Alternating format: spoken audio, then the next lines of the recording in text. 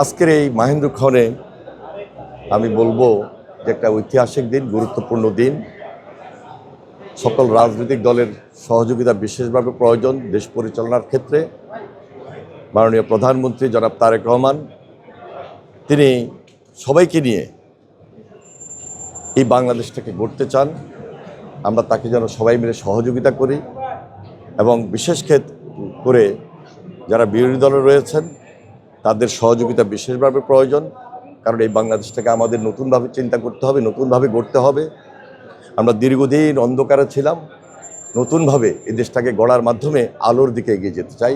সকলের সহযোগিতা কামনা করছি, বিশেষ করে দেশবাসীর সহযোগিতা মাধ্যমে আমরা একটা নতুন স্বনির্ভর বাংলাদেশ এবং দেশপ্রেমিক সরকার হিসাবে সকলের পাশে থেকে কাজ করার জন্য সকলের সহযোগিতা এবং আন্তরিকতা বিশেষভাবে প্রয়োজন মনে করেই সকলের প্রতি শ্রদ্ধা এবং সম্মান রেখেই সকলের প্রতি আবারও কৃতজ্ঞতা প্রকাশ করছি।